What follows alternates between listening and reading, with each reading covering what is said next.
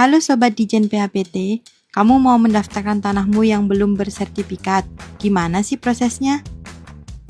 Kamu bisa mengajukan permohonan hak atas tanah melalui kegiatan pendaftaran pertama kali untuk konversi, pengakuan, dan penegasan hak. Apa bedanya ya? Atas bidang tanah yang alat bukti tertulisnya lengkap dan alat bukti tertulisnya tidak lengkap, tetapi ada keterangan saksi maupun pernyataan yang bersangkutan, ditegaskan konversinya menjadi hak atas tanah. Atas bidang tanah yang alat bukti kepemilikannya tidak ada, tetapi telah dibuktikan kenyataan penguasaan fisiknya selama 20 tahun, diakui haknya sebagai hak atas tanah. Lalu, bagaimana prosesnya? Pemohon datang ke kantor pertanahan untuk menyerahkan berkas permohonan yang berisi dokumen persyaratan permohonan sesuai ketentuan yang berlaku.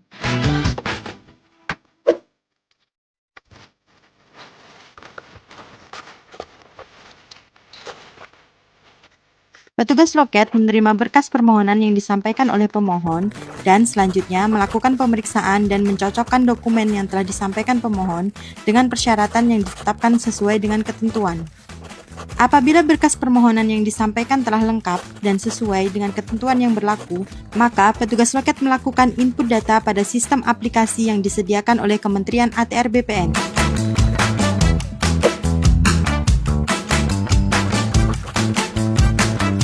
Setelah berkas permohonan dinyatakan lengkap, petugas loket menerbitkan surat perintah setor sebagai dasar pemohon melakukan pembayaran PNBP untuk layanan pertanahan.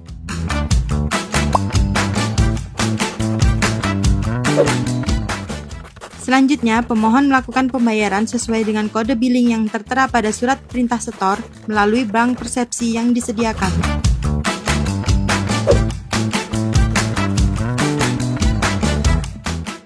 Perlu diingat bahwa PNBP yang disetorkan masyarakat melalui bank persepsi langsung kepada pemerintah. Pemohon harus mewaspadai apabila ada permintaan pembayaran layanan pertanahan yang ditujukan kepada rekening pribadi.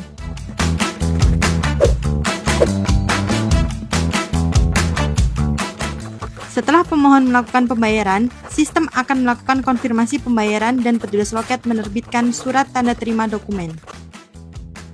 Surat tanda terima dokumen ini merupakan dokumen resmi kegiatan pendaftaran tanah yang diterbitkan kantor pertanahan sebagai bukti bahwa berkas permohonan telah diterima oleh kantor pertanahan yang berisi nomor berkas permohonan yang dapat digunakan untuk pelacakan posisi permohonan yang telah diajukan.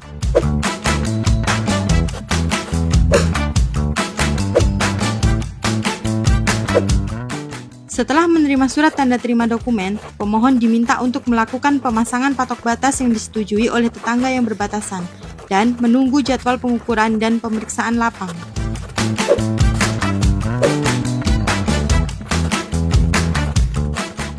Berkas yang telah diterima dilakukan analisa lebih lanjut untuk persiapan kegiatan pengumpulan data fisik berupa pengukuran serta pengumpulan dan penelitian data yuridis berupa pemeriksaan lapang. Selanjutnya, petugas kantor pertanahan akan menjadwalkan kegiatan dimaksud serta memberitahukan kepada pemohon. Petugas kantor pertanahan datang ke lokasi bidang tanah untuk melakukan kegiatan pengumpulan data fisik serta pengumpulan dan penelitian data yuridis. Perlu sobat ketahui bahwa pada saat kegiatan ini harus dihadiri oleh pemohon, tetangga yang berbatasan atau kuasanya, dan didampingi oleh perangkat desa setempat. Kegiatan pemeriksaan lapang ini sangat penting ya sob. Jadi, pastikan kamu selaku pemohon dan pihak-pihak yang berkepentingan hadir.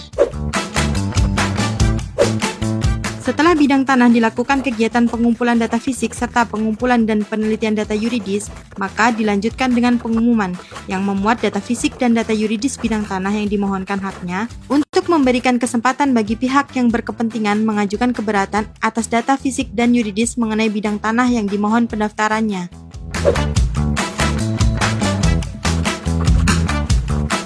Apabila ada keberatan saat pengumuman data fisik dan data yuridis, maka akan dilakukan penyelesaian terlebih dahulu sebelum dilaksanakan kegiatan penegasan konversi dan pengakuan hak. Setelah jangka waktu pengumuman berakhir, maka data fisik dan data yuridis disahkan oleh Kepala Kantor Pertanahan dan berdasarkan berita acara pengesahan data fisik dan data yuridis, selanjutnya dilaksanakan kegiatan penegasan konversi dan pengakuan hak oleh Kepala Kantor Pertanahan. Berdasarkan alat bukti baru yang diajukan oleh pemohon dan kegiatan penegasan konversi dan pengakuan hak, maka hak-hak atas tanah dibukukan dalam buku tanah. Terhadap hak-hak atas tanah yang sudah didaftar dalam buku tanah dan memenuhi syarat untuk diberikan tanda bukti haknya, maka akan diterbitkan sertifikat hak atas tanah oleh Kepala Kantor Pertanahan. Setelah sertifikat terbit, kepada pemohon diberikan notifikasi bahwa sertifikat elektronik telah ada pada berangkas elektronik masing-masing pemegang hak. Dan apabila pemegang hak ingin mendapatkan salinan resmi sertifikat elektronik yang dicetak dalam secure paper, maka kepada pemegang hak akan diberikan salinan resmi sertifikat elektronik tersebut. Mudah bukan? Jadi, ayo urus sendiri sertifikatmu. Ada oknum nakal? Adukan saja melalui kanal resmi Kementerian ATR BPN.